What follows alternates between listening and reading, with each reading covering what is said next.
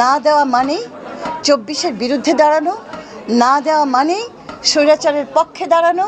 গণভোটের জায়গায় আমাদের কোনো নিরপেক্ষ জায়গা নেই। হয় আমি এটার পক্ষে, আমি আমার অভ্যুত্থানের পক্ষে, আমার এই ছেলেমেয়েরা যারা মারা গেছে তাদের পক্ষে, হাদির পক্ষে। হয় আমি নতুন বাংলাদেশ চাই অথবা চাই না। আমার দেশে কিছু মানুষ আছে হয়তো যারা বিগত রেজিমের উপকারভোগী, তারা হয়তো পরিবর্তনটা চায় না। আমার তো জানাও দরকার যে কারা চায় না।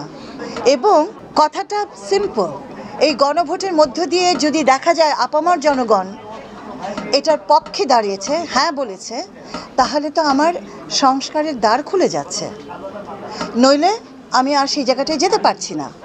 তো আমরা আমার সরকার অবস্থান, আমরা হচ্ছে গণ অভ্যুত্থানের সরকার, আমাদের অবস্থান স্পষ্ট। আমরা হ্যাঁ পক্ষেই বলছি, আমরা চাইছি মানুষ এটা বুঝুক, তার কল্যাণে এই গণভোট তারা যেন বুঝে শুনে হ্যাঁর কাছে আসে। হ্যাঁ নার সুযোগ নেই যদি আমি পরিবর্তন চাই, হ্যাঁ নার সুযোগ নেই যদি আমি সংস্কার চাই, নার সুযোগ নেই যদি আমি স্বৈরাচারকে ফেরত না আনতে চাই, নার সুযোগ নেই যদি আমি গণতন্ত্রের পথে আবার ফিরে যেতে চাই।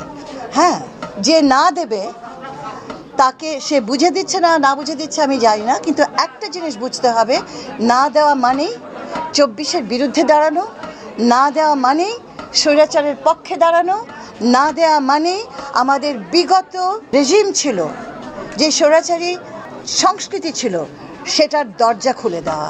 সেটা তো করা যাবে না। ১৪০০ ছেলে মেয়ে মানুষ জনগণ মৃত্যুর মধ্য দিয়ে ৩০,০০০ মানুষ স্বাভাবিক জীবন হরণ করে নাতে তো ফিরে যাওয়া যাবে না। কিন্তু তারপরেও আমাদের নাটা দিতে হবে। কেউ যদি সেভাবে না দিতেই চায়, তাকে দেওয়ার সুযোগ তো দিতেই হবে। আর মানুষের মতামতটা নিতেই হবে।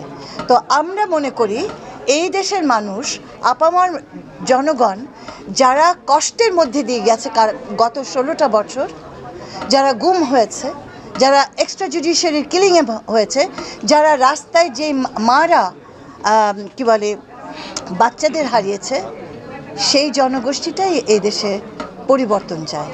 এবং হ্যাঁ বলার সুযোগটা তাদের জন্য।